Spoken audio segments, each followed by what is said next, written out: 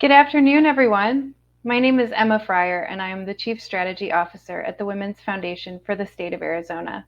We are so glad that you have joined us today as our state legislators have officially kicked off the 2022 session. WFSA has been advocating for women and girls at the Arizona State Capitol since 2014, though you might know us by our former name, the Women's Foundation of Southern Arizona. This past October, WFSA expanded from a Southern Arizona philanthropic foundation to a statewide foundation in order to create an Arizona where women and girls of all identities can thrive. At WFSA, we innovate to create social, political, and economic change that achieves equity for women and girls. Our expansion not only allows us to build partnerships across the state for our philanthropy and grant making, but it also allows us to build statewide awareness and support for our advocacy efforts.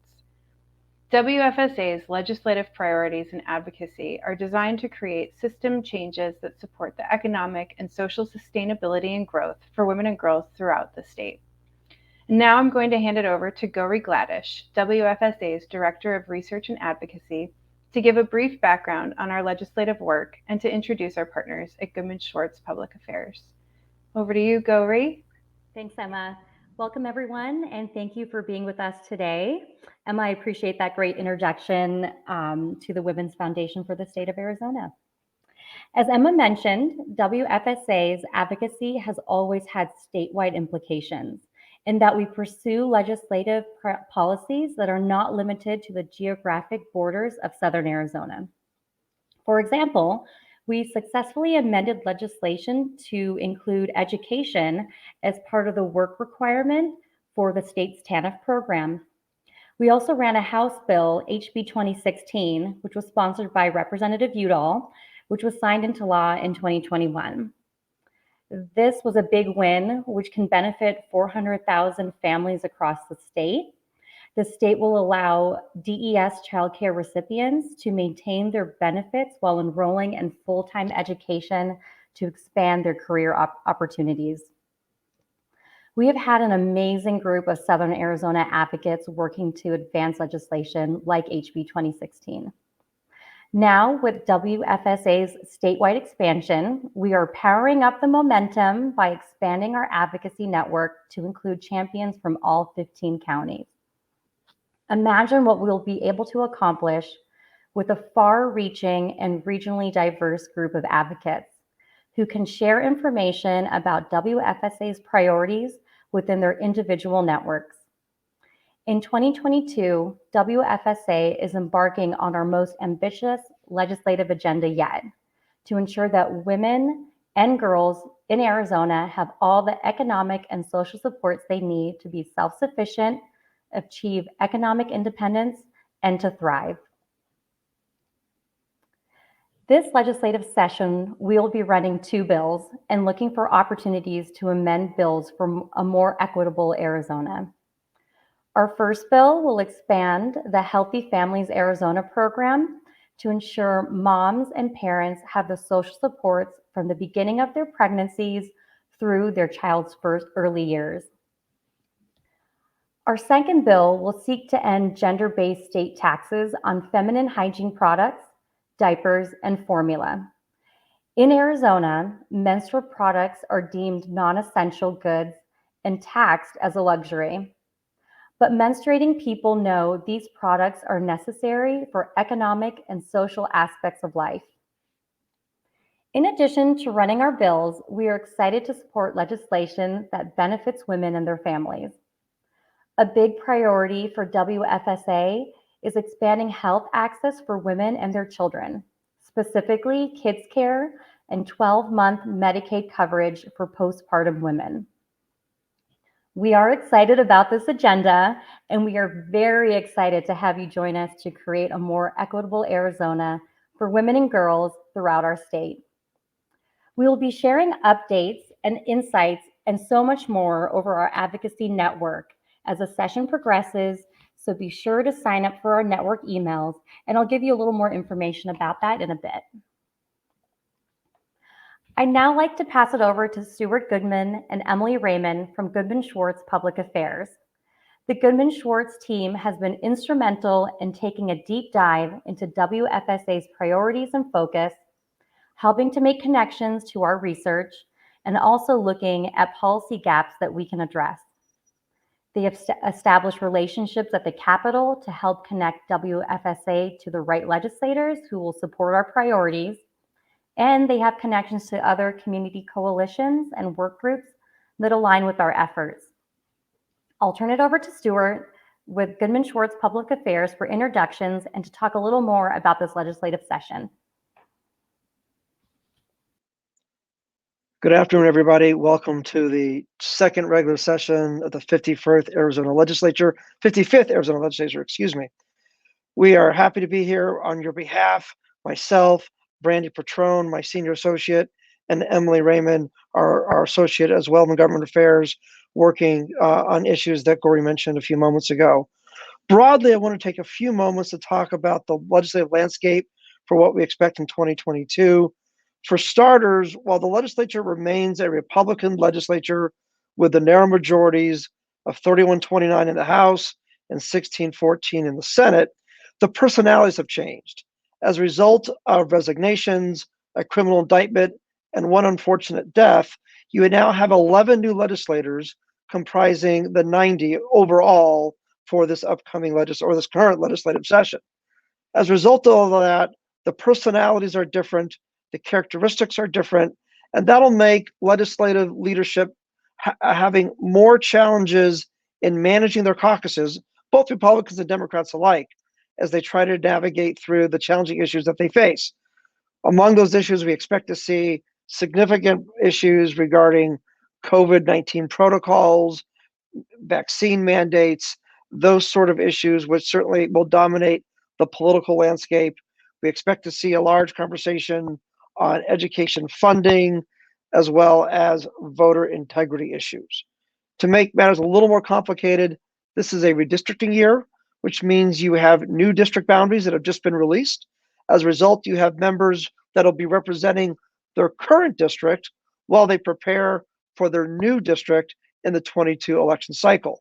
This has caused a number of issues as you have incumbents now facing off against future incumbents as they head into, again, unfamiliar districts with unfamiliar opponents.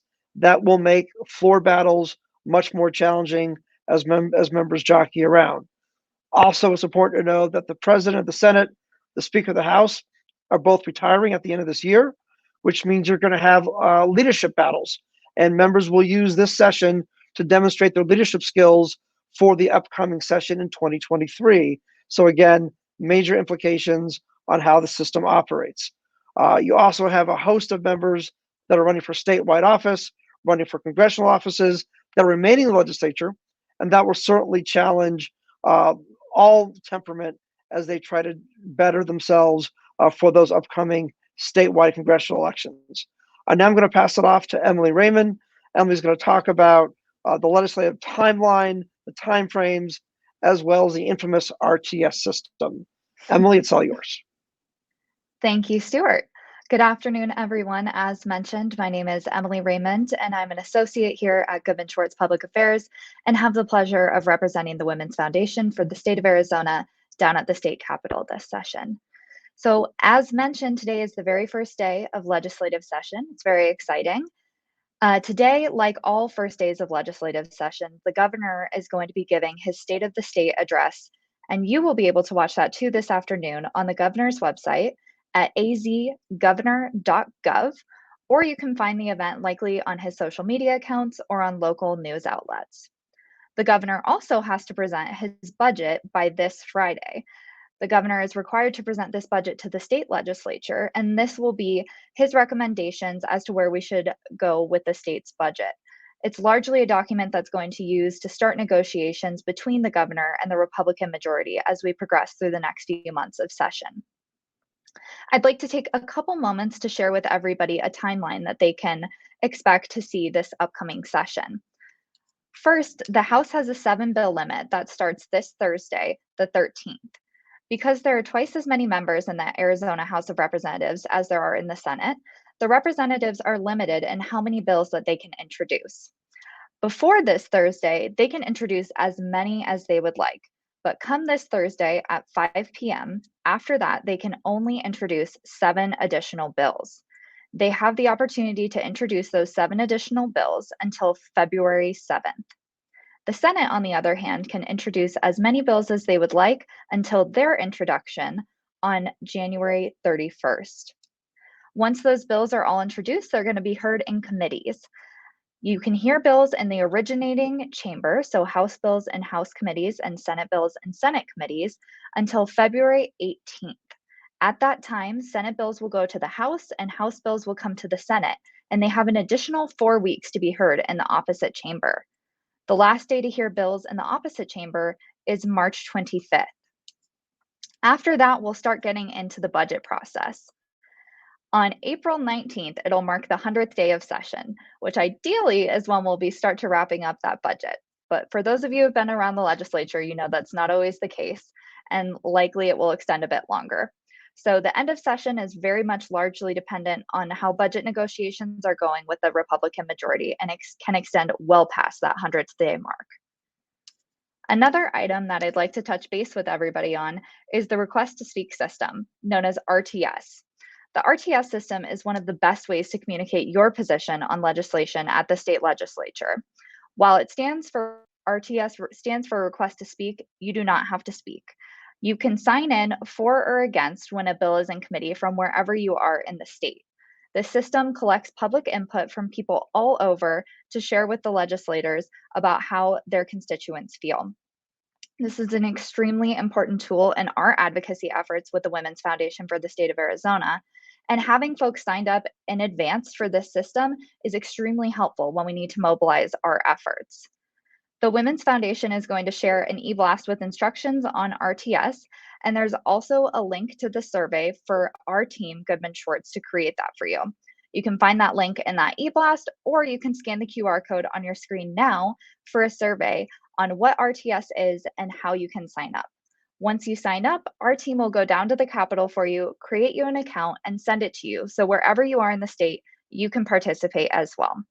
We look forward to working with you this session and mobilizing our advocacy team. And I'm going to pass it back to you, Gauri. Thanks, Emily and Stuart, and thanks so much for that great information and insight. We appreciate both of you being with us today and for your continued partnership with WFSA. And we hope everyone watching signs up for the Request to Speak system. WFSA is embarking on our most ambitious legislative agenda, and we can't do it without you, our advocate. Your voice is strong, and together we can be a movement. So let's create an Arizona where women and girls of all identities have the economic and social supports they need to be self-sufficient, achieve economic independence, and thrive in their community. We invite you to take action now and join the Women's Equity Network. If you've already been advocating with WFSA, you are familiar with the Women's Issues Network Arizona. We have revamped it and renamed it to the Women's Equity Network, or WE Network. Periodic WE Network emails will provide updates on issues impacting women and girls, the legislative session, WFSA and supporting bills, and opportunities to support and participate in advocacy. Together, we can learn, advocate, and create system change that benefits women in Arizona. You can sign up now at womengiving.org.